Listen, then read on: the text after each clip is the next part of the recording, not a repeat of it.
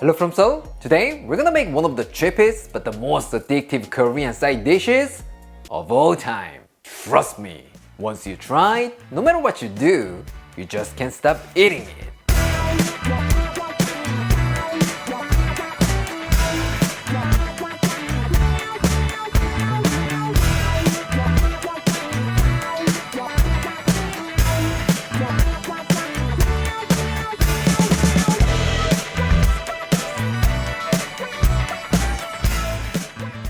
Today, we're gonna be making Algamja Jorim, a Korean-style potato side dish. Nice and fluffy potatoes coated in a savory sweet sauce. This is one of the most beloved side dishes that you will always find on a Korean table. And it's even more appealing when the cost of living is going up like these days. It's budget-friendly, easy to make, and absolutely delicious. I think you will love it too.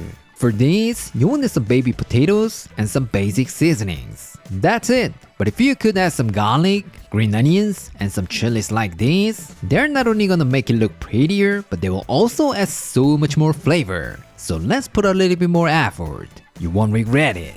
First, get yourself a pot and place your potatoes that are already washed and cleaned. And add enough water until they're completely submerged. Now we're just gonna bring it to a boil and cook for about 15 minutes over medium-high heat. Actually, you could just cook the potatoes directly in the sauce, but boiling them in water first takes less time and helps the potatoes stay intact. So let's just stick with this method. While the potatoes are boiling, let's prepare the other vegetables. First, smash 2 cloves of garlic and finely chop them. Next, thinly sliced green and red chilies. I'm gonna be using half of each chili pepper for this recipe. And lastly, thinly sliced 2 green onions. Like I said earlier, these are totally optional, but this little extra effort will take it to the next level, and you might feel like it's something out of a fancy Korean restaurant. Now let's move on to the sauce. In a small container, add half a cup of water, 4 tablespoons of soy sauce, 2 tablespoons of mirin, 1 tablespoon of sugar, a few shakes of black pepper, and give it a good mix. Here, if you want to add a little spicy kick, you can add 1 tablespoon of gochugaru, Korean chili pepper flakes. This will give the sauce a slightly different twist, and you might like that even more. By the way, we have all the instructions and a list of ingredients on our blog, aaronandclaire.com, so please visit here if you need a written recipe. When the potatoes are cooked and fork tender, drain them with a strainer and let them cool off a little bit for about 2 or 3 minutes. This will allow any moisture on the skins to evaporate and give you the perfect texture for your dish. Now, to a wok or pan, add 1.5 tablespoons of oil and heat it over medium heat. Once it's nice and hot, throw in the potatoes and stir them around for about 3 to 5 minutes. This step is super important because it gets the skins nice and crisp, creating those little wrinkles. And that will help the potatoes pick up more of the delicious sauce. Trust me, this little detail will make a huge difference in taste. What? You wanna know this kind of tip more and more? I'm so glad you brought that up, because everything you need is in this one book. Trust me, with this one book, you can cook more than 100 Korean dishes like a pro, so don't forget to check it out. The link is in the description. Once they turn golden brown and you can see some wrinkles on the skins, add the garlic and stir them around for about 30 seconds. Here, if you add some chopped bacon, that's gonna be fantastic too. You know, bacon and potatoes, they couldn't be that delicious, right? But today, to keep it really simple, I'm just gonna stick with the basics. Now let's pour in the sauce, bring it to a boil, and let it simmer for about 8 minutes or until it's reduced and thickened. Make sure to give it a good stir and get everything nicely coated. Otherwise, you might end up with some sad potatoes that are only tender on one side. And then add half a teaspoon of dark soy sauce. It's not gonna change the flavor much, but it will make them darker and shinier. Alright, when the most of the sauce has evaporated like this, reduce the heat to low, add 2 tablespoons of honey and mix it well for about 1 minute. Traditionally, this dish calls for jochang, Korean brown rice syrup, but not everyone's gonna have access to that, right? So let's just replace it with honey this time. What? You don't have honey either? Then maple syrup or corn syrup also works great in this recipe. So as always, just use what you have on hand. Everything will be fantastic. Alright, let's turn the heat off. Add 1 tablespoon of toasted sesame oil and give it a good mix. Here, if you skip the sesame oil, the potatoes might stick together as they cook, which means you might end up with a bunch of grapes made with potatoes. So if you don't want to have that situation, please be sure to coat them with some sesame oil or perilla oil. Last but not least, let's add the chili peppers, green onions, and give it a final mix. Couldn't be any easier, right? Alright, it's done. Let's place them on a serving plate and sprinkle on some toasted sesame seeds. How does it look? Looks absolutely delicious, right? Alright, let's call our taste tester. Claire. 맛있겠다 우리야, 그지? 어머나, 너무 맛있겠다, 그지? 동글동글하니 너무 귀여운 거 아니야? As always, it looks delicious. Let's give it a try. 우와, 비주얼 봐, 미쳤다. 연야사, 너로 찜했다. Cheers. 이 맛이지.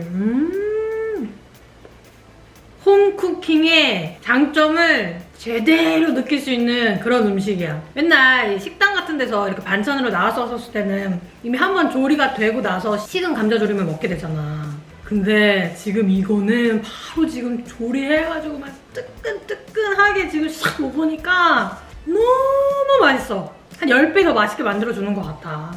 나는 이 감자를 껍질을 안 벗긴 채 먹는 걸 너무 좋아하는데 이 알감자가 딱 그거를 제대로 느끼기에 정말 좋은 음식인 것 같아. 겉에 있는 그 얇은 껍질이 약간 그 바삭한 느낌을 준단 말이야. 너무 맛있어. 거기다 이 소스는 정말 그냥 말 그대로 단짠단짠의 제대로 된 정석. It's sweet and savory. It's a dish that everybody, anyone will love. So good. 너무 극찬했나? 짭조름한데 너무 짜지 않아가지고 이거 하나만 그냥 간식으로도 먹어도 될 정도로 너무 맛있는데? 내 입맛에? Cheers! Even though it's Banchan, Korean side dish, you don't have to serve it with rice all the time. You can enjoy it with your favorite meal. It's gonna be a great side dish for any meal. So hope you guys try and enjoy. Bye! Kimchi is one of the greatest vegetable dishes of all time. However, not everyone has easy access to Napa cabbage. So I brought this recipe. It's easy to make, budget-friendly, and absolutely delicious. Trust me, once you try, you'll want to keep it stocked every month.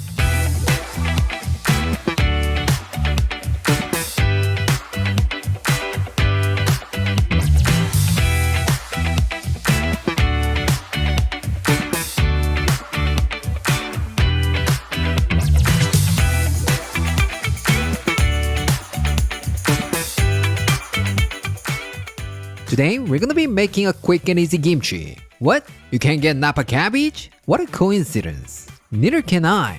Cabbage prices in Korea are sky high right now, so making the classic kimchi at home feels like a bit of a burden. So for that reason, let's make our kimchi with this green cabbage. Don't worry about it. While it's not the most traditional version, it's gonna be super delicious. So if you got some cabbage rolling around in your fridge, please give it a try. You won't regret it.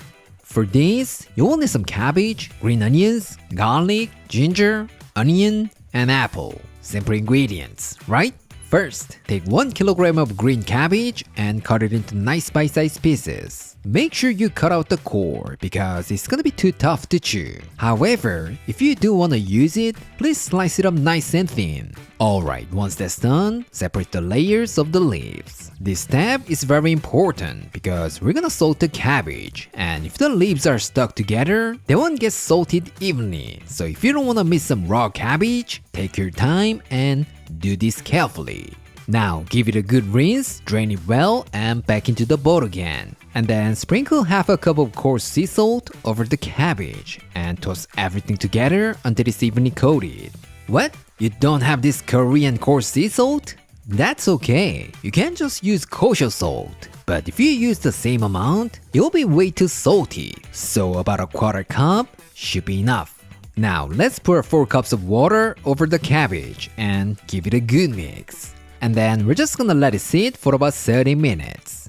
But make sure to toast it a few times during the time so that everything gets evenly salted. Alright, while they're having a great vacation in the sea, let's prepare the rest of ingredients. First, grab a big handful of green onions and cut them into long strips. And instead of green onions, you can totally use garlic chives. So follow your heart. Everything will be fantastic. This time, let's make the kimchi paste. In a blender, put 5 cloves of garlic, a small knob of ginger, which is about 4 grams, a quarter of an onion, half of a red apple, 2 tablespoons of cold rice, 3 tablespoons of water, and blend it up until it's nice and smooth. At this point, some of you might be thinking, what? Cold rice? Why the heck is the rice in there? Actually, for kimchi, we usually make a porridge with glutinous rice flour because it not only adds more depth of flavor, but it also helps with the fermentation process. But let's be honest, making porridge just for a quick kimchi sounds like a hassle, right? That's where cold rice comes in. Pretty good tip, right? But using rice or porridge is not a must because the apple and sugar will provide enough food for the bacteria. So feel free to adjust the process to suit your taste. No matter what you do, you'll be fantastic. What? You wanna know this kind of tip more and more? I'm so glad you brought that up because everything you need is in this one book. Trust me, with this one book, you can cook more than 100 Korean dishes like a pro, so don't forget to check it out. The link is in the description. Now, let's pour the mixture into another bowl. And then, to that, add half a cup of Korean chili pepper flakes, 1 tablespoon of sugar, 4 tablespoons of fish sauce, and give it a good mix. That's it! Nothing complicated, right? By the way, we have all the instructions and a list of ingredients on our blog, aaronandclaire.com. So please visit here if you need a written recipe. Alright, it's been 30 minutes. Let's get back to our cabbage. If they become bendable like this, they're good to go. Let's give it a good rinse and wash away all the salt. Once you're done rinsing, put them in a colander and let them drain for about 10 minutes. But don't forget to give it a quick taste. And if it's extremely salty, rinse it a few more times. If you don't take my advice and it ends up too salty, I'm not responsible. Now, let's transfer the cabbage into a bowl. And if you're using the same bowl that you used to salt the cabbage, make sure to wash the bowl thoroughly and remove any leftover salt.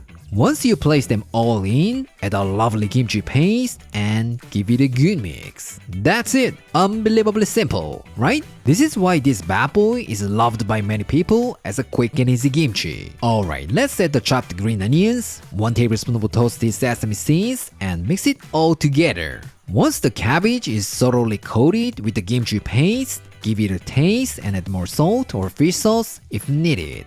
For information, this green cabbage kimchi can be served right away, just like gyeran, fresh kimchi. But if you are a fan of that tangy flavor, so you want to speed up the fermentation process, you can leave it out at room temperature overnight and then store it in the fridge. It's all up to you. Alright, it's done. Let's transfer it to a serving plate and see how it tastes. Claire, 되게 맛있어 보인다. 얼핏 봤을 때는 그냥 배추김치 같이 보여. 냄새도 그렇고 그냥 똑같네.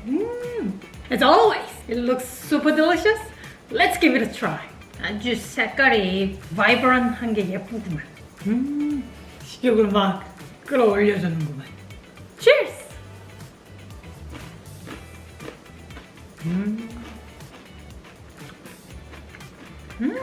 맛있어. 와, 아삭한 소리가 그냥 막 엄청 크게 들리지 않아? 그 양배추 특유의 아삭함이 또 원래 먹던 배추김치랑 다른 느낌으로다가 너무 맛있게 와닿는 것 같아. So refreshing. I love it. 양념 자체도, 김치 양념 자체도 너무 맛있어. 스파이시하면서도 그 갈리키하고 거기다가 액젓에서 나오는 그 풍미 깊은 맛이 진짜 일품이야. 그냥 먹자마자 한국인은 그냥 바로 알 거야. 흰 밥. 이 밥을 그냥 샥 부르는 맛? 너무 과하게 짜지도 않고 맛있네. 많이 올려서 먹겠어. Ooh, super exciting. Cheers! 근데 뭐 말이 필요가 없어. 뜨끈뜨끈한 갓 지은 밥이랑 김치의 조합은 진짜 예술이야. 진짜 다른 반찬이 필요가 없어. 김치 하나만 있으면 밥 한 공기 뚝딱 한다는 말이 여기서 나온 거야 정말. 그 정도로 맛있다. 지금도 이렇게 맛있는데 여기서 살짝 이제 퍼멘트가 들어가면, 발효가 살짝 들어가면 또 약간의 그 새콤한 맛까지 살짝 생기면서 또 얼마나 맛있는데 너무 기대된다. This is one of the most beloved Korean side dishes in history. Trust me, with this bad boy on the table, even the pickiest eaters will devour it.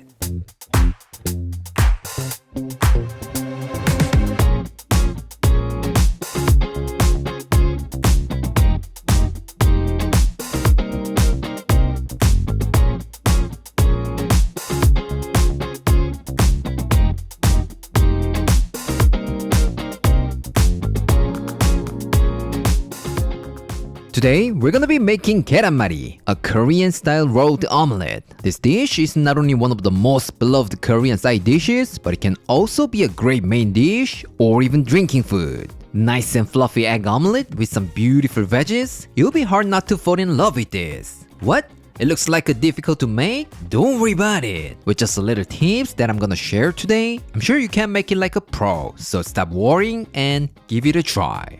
For this, you will need some eggs, green onion, carrot, and onion. Actually, the veggies are totally optional, but when these guys go in, it'll be colorful and give you that authentic Korean vibe. So just grab any veggies you have and give it a try. Everything will be fantastic. Alright, let's start with the vegetables. First, thinly slice some green onions. If you don't have green onions, you can also use garlic chives because eggs and garlic chives, they're a great combo too. Next, finely chop some carrot. As a little tip, when making a Korean-style egg omelette, it's best to chop all the veggies as finely as possible because that way, each bite will have a bit of everything and it will be much easier to roll up. Once that's done, finely chop some onion. I've chopped a little bit more than we need because I wanted to show you how it works, but about 1 tablespoon of each vegetable will be enough. So don't make a special trip to the grocery store and use some leftover veggies in your fridge. Alright, the veg prep is done. Let's move on to the eggs. Crack about 4 to 6 eggs into a small container and beat them up really well. Honestly, how many eggs you use doesn't really matter. If you want a nice big fat omelette, you can use more. If you're eating alone, you can use fewer. But to make a decent looking rolled omelette, you'll probably need at least 4 eggs. So it's all up to you. Alright, to the beaten eggs, let's add the veggies that we chopped earlier, a 1/4 teaspoon of salt, a pinch of sugar, a pinch of white pepper or black pepper, and give that a good mix. Now some of you might ask, Aaron, why do we need sugar here? I'm so glad you brought that up. The sugar is not there to make it taste sweet. It's more like a flavor enhancer here. So it's gonna boost the overall taste. Trust me, it's just gonna make it more delicious. By the way, we have all the instructions and a list of ingredients on our blog, aaronandclaire.com. So please visit here if you need a written recipe. Alright, we're set. Let's get cooking. Add half a tablespoon of oil to a non-stick pan and use paper towels to spread it out evenly. Once that's done, turn on the heat to low heat. Now to make a beautiful rolled omelette, you're gonna need secret weapons. That is, just 2 regular spoons. Trust me, with these bad boys, even if it's your first try, you'll be able to make it like a pro. Once the pan gets nice and hot, pour about 1/3 of the egg mixture and tilt the pan to spread it out evenly. And then just let it cook for about 30 seconds. When the bottom of the eggs are set and the top is still a bit runny, it's time to roll. Put your spoons under the eggs and gently start rolling. See? It's not that difficult, right? Once fully rolled, move it to the lower part of the pan and lightly coat the pan again. Once that's done, add about 1/3 of the egg mixture, spread it out, and cook for about 30 seconds.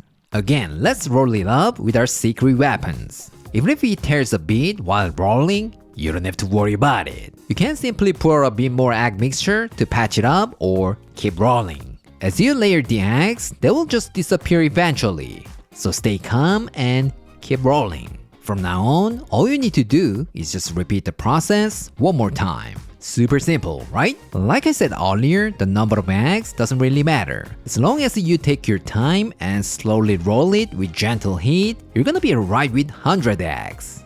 Alright, once you've got a beautiful block of egg like this, lightly sear on each side for about 30 seconds. Trust me, once it turns a light golden brown, it will look even more appetizing. When the eggs are beautifully seared on all sides, transfer it to a cutting board and then let it rest for about 2 minutes before you slice it, because if it's too hot, it can easily fall apart.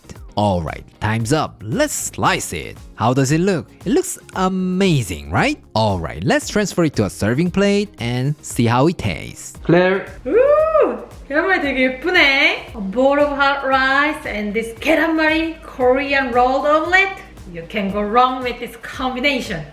Let's give it a try. Wow, look at the layers. I love those layers and the little veggies. It will make it look more beautiful. Cheers!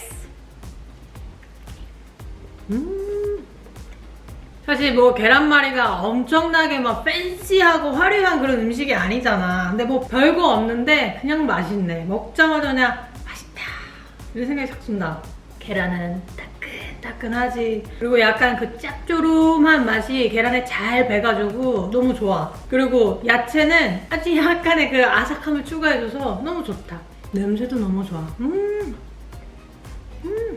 맛있어. 이거 식어도 맛있어가지고 도시락 반찬으로도 진짜 맛있어. 어렸었을 때 내 최애 도시락 반찬 중에 하나였어. 너무 맛있어.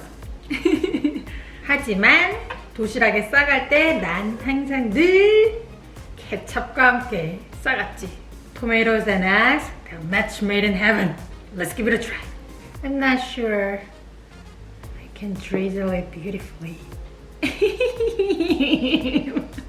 망쳤다.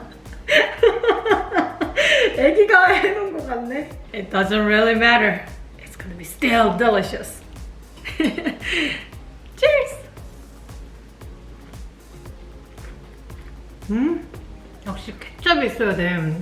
The little bit of sweetness and tanginess of the ketchup make it taste twice better. Or maybe even more. So addicted. I can't get enough of this. As a pro tip, if you're a big fan of cheese, add some cheese when you roll it. Trust me, that melted cheese is gonna be so good. Honestly, I prefer that version to this classic one. Sorry, Yara. Potato is one of the most popular ingredients around the world. But if you haven't tried this bad boy, you're missing out on the best of the best. Trust me, after just one bite, this Korean style potato side dish will become your favorite.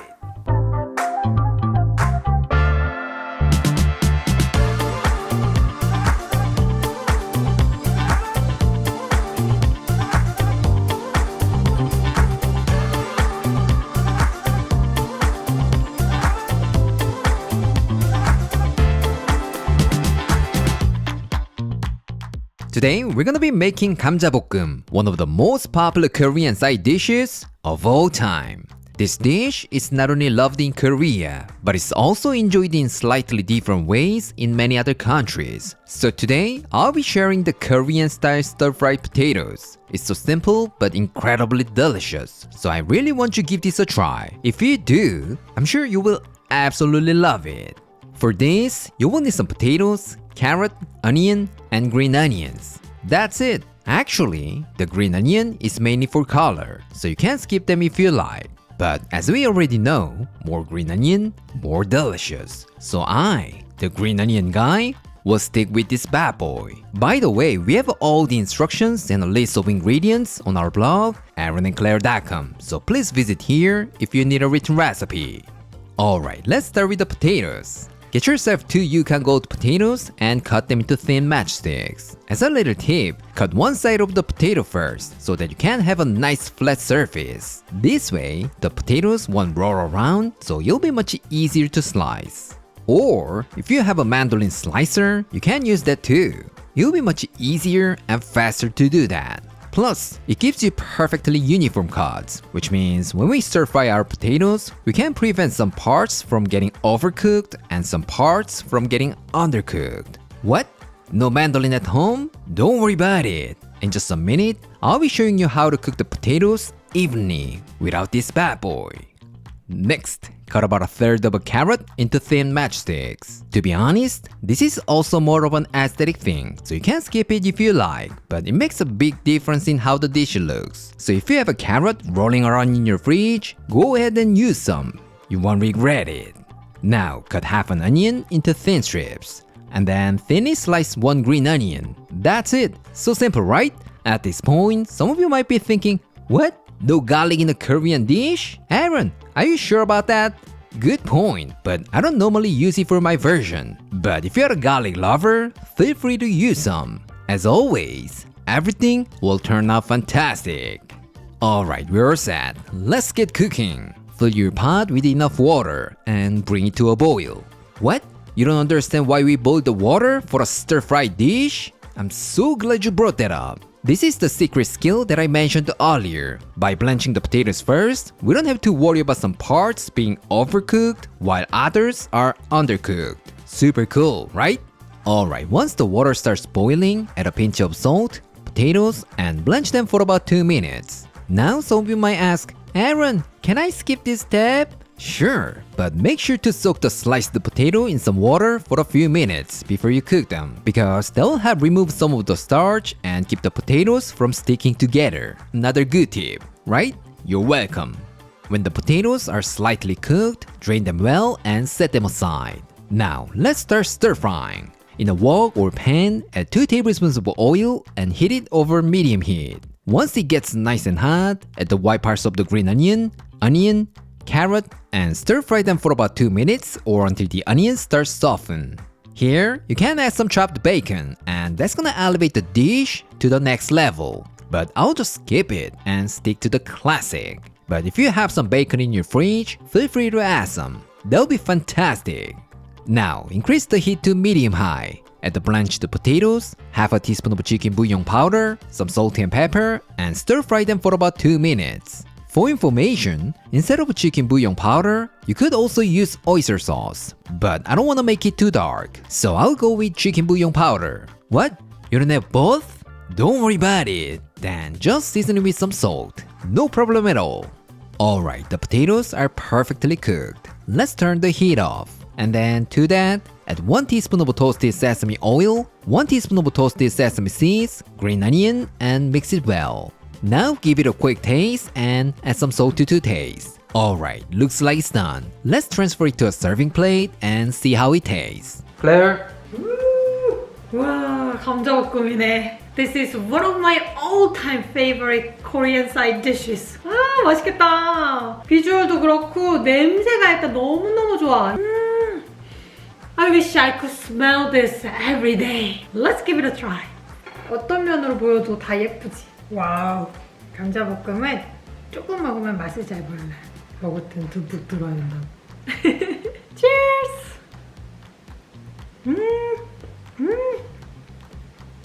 약간 짭조름하면서 감자의 그 포근포근한 식감도 잘 살아져 있고, 그 와중에 중간중간에 당근이랑 양파 같은 애들은 약간 아삭거리는 그런 식감을 추가해줘서 단조롭지 않고 너무너무 좋은 것 같아. 너무 맛있어. 그리고 재료 자체도 그렇게 비싼 재료로 하는 게 아니잖아. 근데도 어쩜 이렇게 맛있는 음식이 나오나 몰라. 정말 너무 훌륭한 음식인 것 같아. 우리 엄마 스타일의 감자볶음은 감자하고 다른 야채는 안 하고 마늘을 많이 넣는데, 진짜 거짓말 안 하고 한 20개 넣는 것 같아. 근데도 그 마늘의 향이 기름에 샥 잘 퍼져가지고 전체적으로 향긋하게 만들어주는 게 진짜 맛있어. So if you have a lot of garlic in your pantry, you can try my mom's version too. That will be awesome too. 좀만 더 먹어볼까? I always wanna have a balanced meal, so whenever I make this dish, I take out my secret weapons. Kimchi from the fridge, dry seaweed from my pantry, and I can't miss my fried egg. See?